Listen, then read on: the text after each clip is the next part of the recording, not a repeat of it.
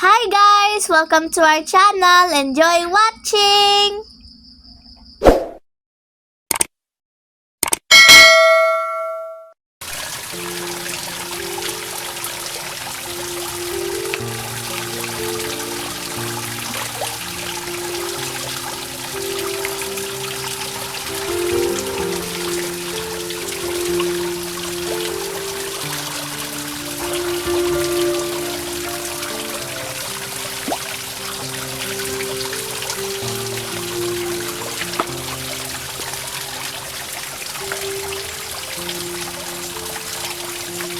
Several months later.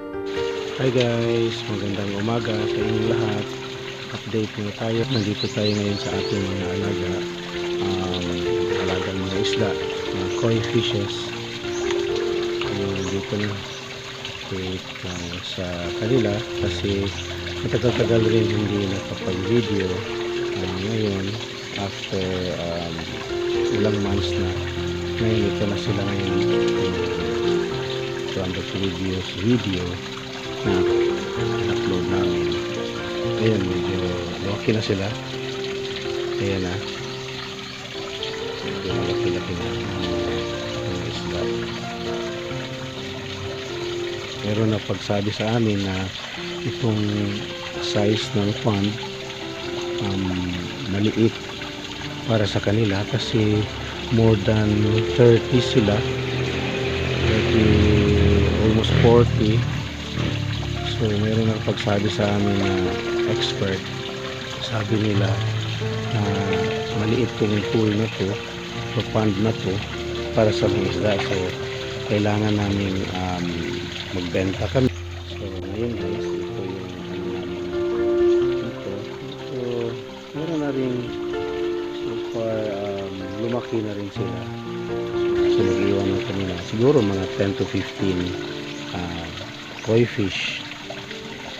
So ayan, parang ano sila ngayon, ayaw, hindi kayo gutom. Ayan,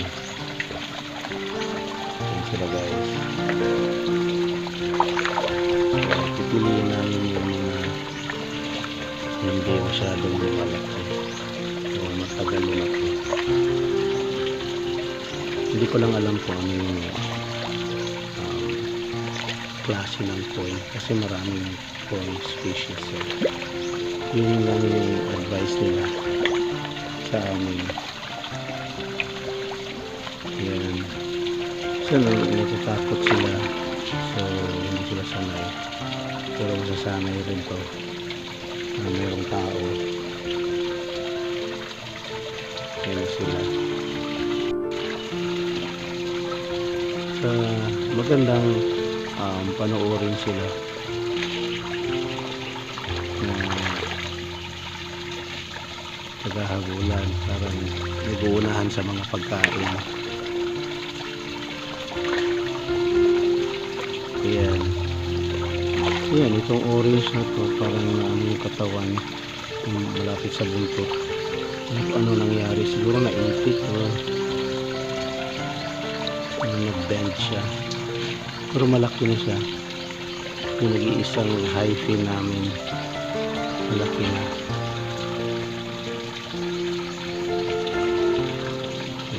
Iba may halo kasi kami dito, mga hinalo na lang namin yung mga goldfish dito.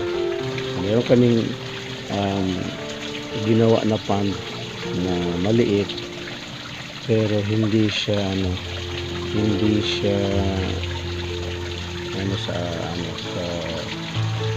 hindi pa namin nalagyan. Yung nilagyan namin mga turtle na bao o pagong. Ayan.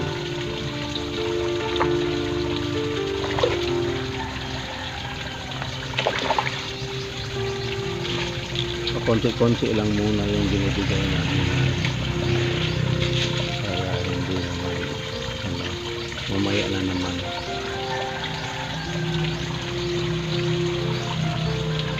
Sa dami nila, kulang lang yung so hindi namin sinasanay na damihan.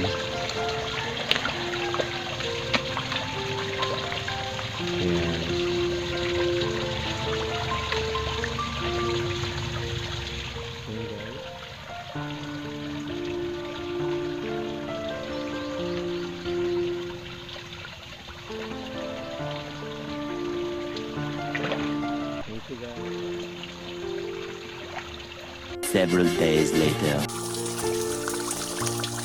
Ng umaga, patuloy naman tayo ngayon sa aming alaga ng mga isda, koy, tsaka kagabi hindi masyado maraming nabigay na yung pagkain kasi naubusan.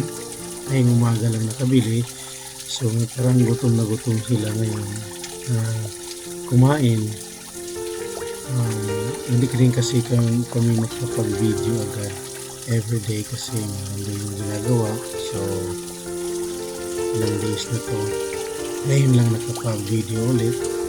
At yun, meron ng mga improvement sa kanila kasi malaki na talaga sila, hindi kagaya ng mga ano namin yung panglipat pa naman.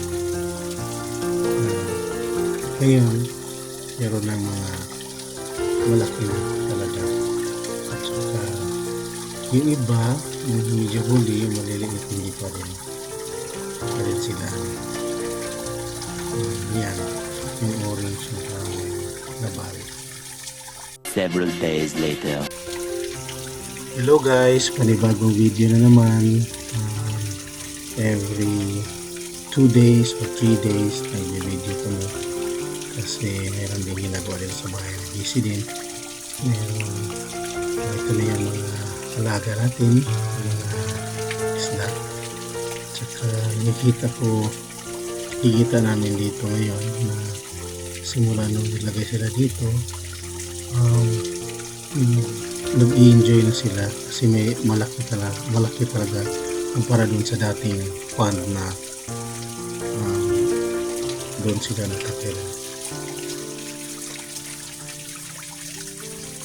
Pero hindi siya kalakihan kasi marami sila. So ngayon magbabawas kami, so bibenta namin itong iba.